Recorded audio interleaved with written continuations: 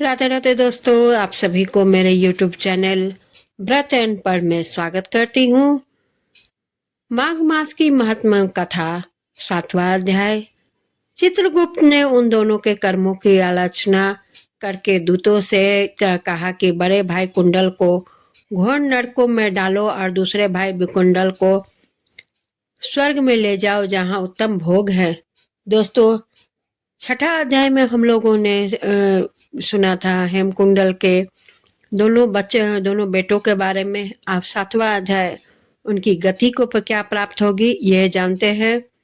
तब एक दूत तो कुंडल को नरक में फेंकने के लिए गया और दूसरे को दूत बड़ी नम्रता से कहने लगा कि हे विकुंडल, चलो तुम अच्छे कर्मों से स्वर्ग को प्राप्त होकर अनेक प्रकार के भोगों को भोगो।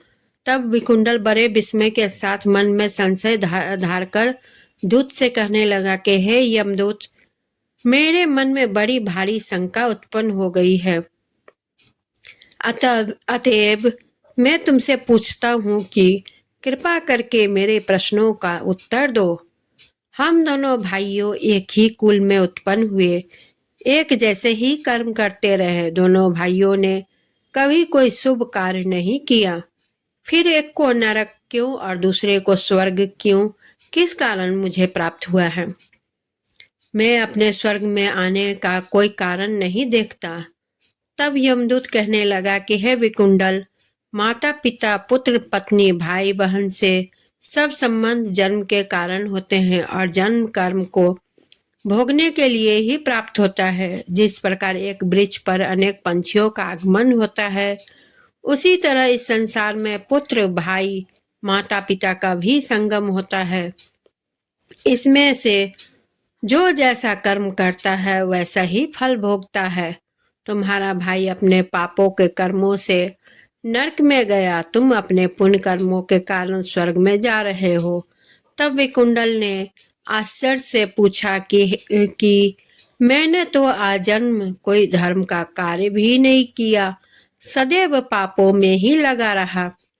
मैं अपने पुण्य के कर्म को नहीं जानता।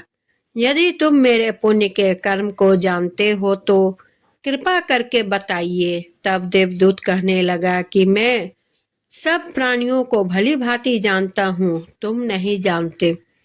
सुनो, हरिमित्र का पुत्र सुमित्र नामक ब्राह्मण था, जिसका आश्रम यमुना नदी के दक्षिणोत्तर दिशा में था।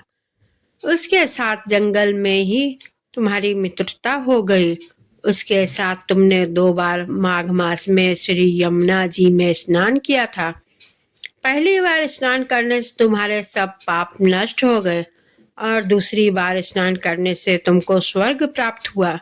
सो हे वैश्यवर, तुमने 2 बार माघ मास स्नान किया, इसी के पुण्य फल से तुमको स्वर्ग प्राप्त हुआ है और तुम्हारा भाई नरक को प्राप्त हुआ है। दत्तात्रेय जी कहने लगे कि इस प्रकार वह भाइयों के दुखों से अति दुखित होकर नम्रता पूर्वक मीठे वचनों से दूतों से कहने लगा कि हे दूतों, सज्जनों, पुरुषों के साथ 7 पग चलने से मित्रता हो जाती है और यह कल्याणकारी कार्य होती है। मित्र प्रेम की चिंता ना करते हुए तुम मुझको इतना बताने की कृपा करो कि कौन से कर्म से मनुष्य यमलोक को प्राप्त नहीं होता, क्योंकि तुम सर्वज्ञ हो। दोस्तों, इसकी चर्चा 8वां अध्याय में होगी। इसके साथ ही मैं विदा लेती हूँ। धन्यवाद।